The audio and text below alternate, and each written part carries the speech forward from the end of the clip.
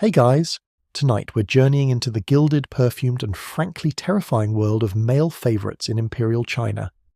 Men who might share an emperor's bed, live in unimaginable luxury, and have to master the subtle arts of flattery, poetry and avoiding poison, all at the same time. Imagine a life of impossible luxury, where every surface is silk or jade, and every meal is a work of art. Now, imagine that this beautiful world is a cage, and your continued existence depends entirely on the fleeting mood of the most powerful man in the world. A single wrong word, a glance that's held a second too long, and your name might just be scraped from history itself. This was the precarious reality for the male favourites, or Nanchong, of Imperial China. For centuries, in the shadows of the Forbidden City, these men lived lives of gilded servitude. But let's be clear, this wasn't an official job title. There was no grand, organised system like there was for female concubines. Becoming a male favourite was more like being struck by lightning, a rare, random and terrifying event that could either elevate you to the heavens or burn you to the ground. So, how does a boy land this role? Often, it was a simple, chilling transaction. A powerful official or even the emperor spots a boy with arresting beauty. He could be a musician, a palace guard, or a commoner's son noticed in a crowd. For a poor family, the offer of life-changing wealth for their son was an impossible choice, because no was not a vocabulary word you used with a man who could ruin you on a whim. With a bag of silver, a boy's life was signed away, his past and family often erased. In other cases, it was a cold, calculated play by an ambitious family. A handsome son was a chess piece. He would be meticulously trained in music, poetry, and calligraphy, taught to walk without a sound, to pour tea with impossible grace, and to flatter without seeming to. His entire childhood was an apprenticeship for a performance designed to catch a powerful eye. What looked like a golden ticket was really a one-way trip. From the moment he entered the palace or the manor of his master, he ceased to be a person. He became property. You do not sleep in. The emperor might not summon you today. In fact, he might have forgotten your name. But that doesn't matter. You're a state asset, a living ornament, and your body clock now belongs to the department of looking flawless before breakfast. Your day begins in the cold dark before dawn, with hours of grooming. You're bathed in scented water, your skin softened with expensive oils. Makeup is often applied, powders to lighten the skin to a fashionable pallor, rouge for the cheeks and lips, all designed to enhance a look of youthful vulnerability. Choosing your silk robes isn't a personal choice, it's a strategic calculation. What colour will please his eye today? You have to be a perfect object, always ready for viewing. Unlike a servant with clear tasks or a female consort with a recognised rank, you live in a state of perpetual anxious readiness.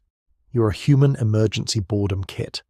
You might be summoned at any second to play music, to hold a witty conversation, or to satisfy a more intimate demand.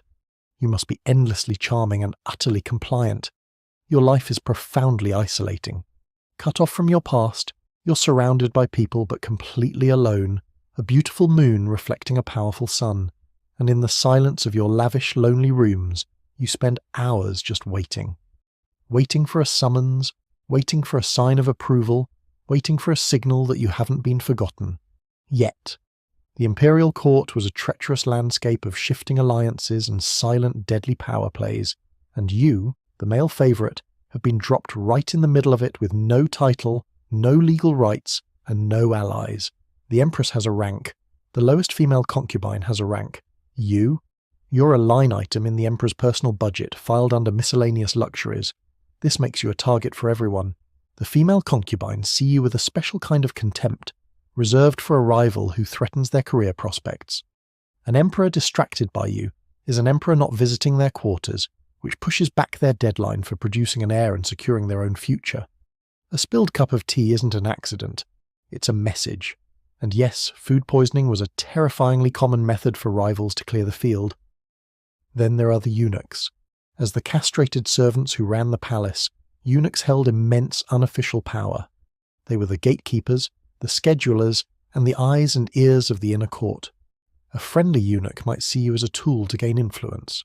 A hostile one could make your life a living hell, ensuring your meals were always cold, your quarters were always damp, or that the emperor's gaze simply never fell on you again. Perhaps the most dangerous rivals, however, were the other beautiful boys in the gilded cage with you. A master might pit his favourites against each other as a cruel form of entertainment.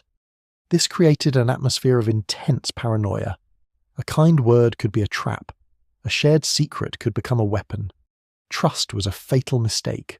You all knew the affection you enjoyed was a finite resource, and his gain was your loss. This silent, constant warfare took an incredible psychological toll.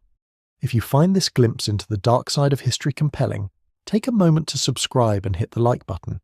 It helps us bring more of these forgotten stories out of the shadows. Now let's delve into the relationship that defined their entire existence. The relationship between a male favourite and his master was a terrifying cocktail of intimacy and absolute power. While genuine affection could exist, it was always shadowed by the master-servant dynamic. Your primary duty was to please, and failure was not an option. The most famous and romanticized example is Emperor Ai of the Han Dynasty and his favourite Dongxian. The emperor was so infatuated that he showered Dongxian with wealth and high-ranking titles, making the court furious. Their bond is immortalized in the story of the cut sleeve. One afternoon they napped together, and the emperor awoke to find Dongxian asleep on his long sleeve. Rather than disturb him, Emperor Ai took a knife and sliced the silk off his own robe. It's a tale of incredible tenderness, but it masks the darker truth. Dongxian's power was entirely borrowed. He was a mirror of the emperor's desire, and mirrors are fragile. This dynamic played out on smaller scales too. A favourite might receive lavish gifts, but these weren't presents, they were golden chains. Physical and emotional abuse was a normalised threat. A master who was only occasionally violent might have been considered benevolent. The psychological torment was relentless. You lived in a state of hypervigilance, constantly reading moods and suppressing your own feelings of sadness or anger.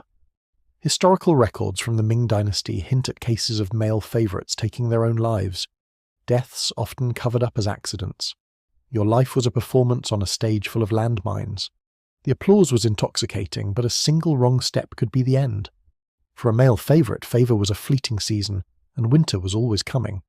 Your career had an expiration date, tied to two things you couldn't control: your youth and your master's whim. Both were guaranteed to fade. As you aged, the very quality that made you desirable began to wane. New, younger, more beautiful boys would arrive. The summons would become less frequent. The gifts would stop.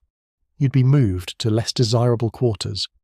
It was a slow, psychological torture, the process of being ghosted by the most powerful man in the world. The most terrifying moment was the death of your master.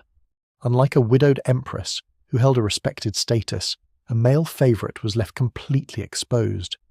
The new ruler often saw you as an embarrassing relic or a political threat. The fate of Dongxian is a brutal warning.